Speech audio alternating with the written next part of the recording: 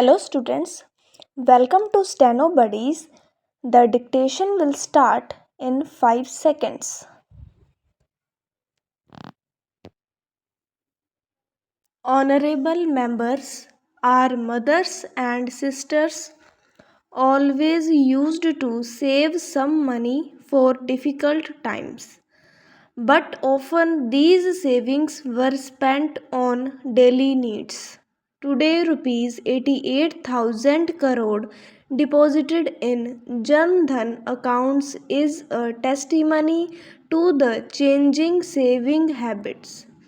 It is only because of the Jan Dhan scheme that wages from Manrega, benefits from different insurance schemes, scholarships, pensions, and most other government benefits are being credited directly into the bank accounts of the poor through DBT. Jan Dhan accounts have succeeded in eliminating the middlemen between the government and the poor. Jan Dhan Yojana is playing an important role in facilitating cost effective digital transactions in the country through more than 60 crore RuPay debit cards and Bhim app. Similarly, government is bringing banking services closer to the people through the India Post Payments Bank set up in the post offices. As a result, the whole world has taken note of this step towards financial inclusion in India. Whereas many social welfare programs were in existence for the past several decades, they had failed to produce the desired impact. The alertness, action oriented approach, and good intention displayed by my government towards the aspirations and difficulties of citizens have made it possible to bring about large scale visible changes. While giving a clear majority to my government in 2014, the people of the country had also given a clear mandate to take strict action against corruption and black money. My government has come down heavily on corruption in the past 4.5 years. Being sensitive to public sentiment, my government has waged a war on corruption and black money from day one and approved constitution of a special investigation team SIT on black money in the very first meeting of the cabinet. Thereafter, government enacted a new and strict law on black money.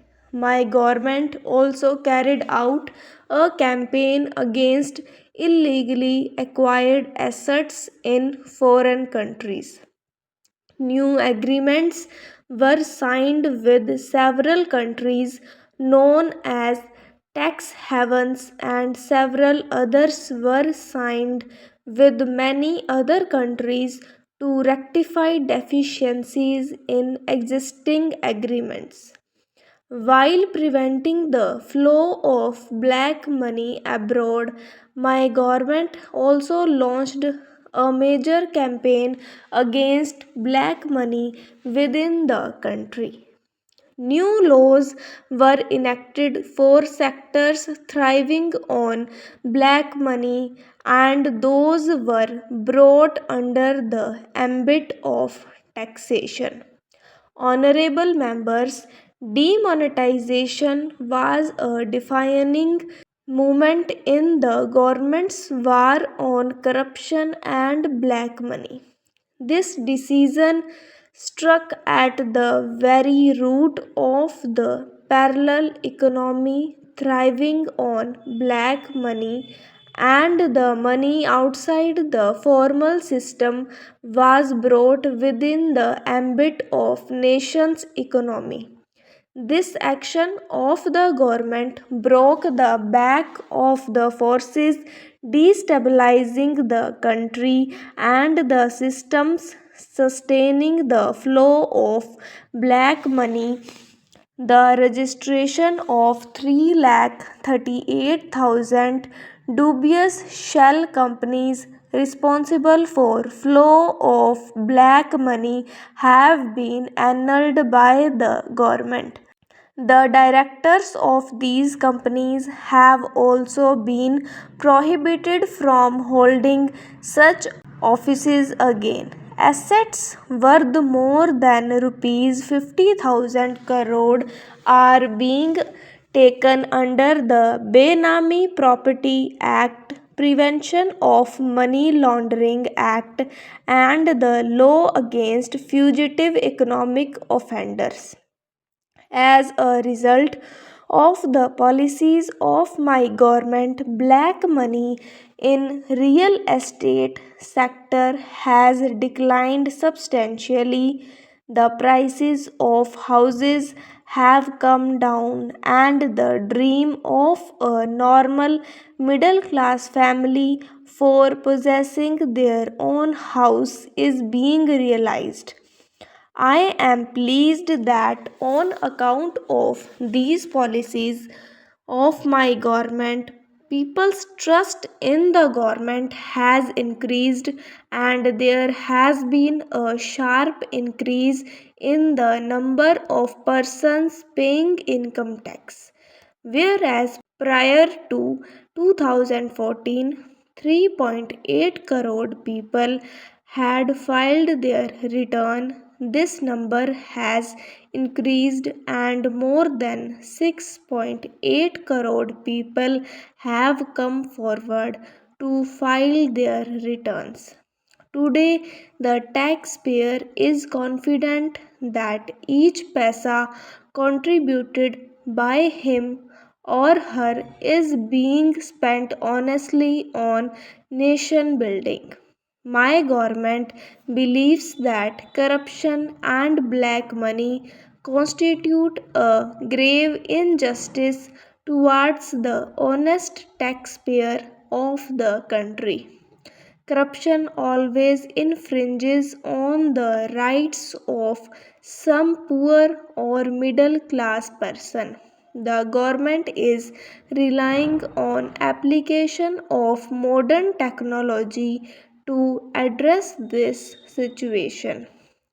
As a result of the expansion in direct benefit transfer in the last 4.5 years, more than rupees 6,05,000 crore have been directly transferred to the bank accounts of beneficiaries.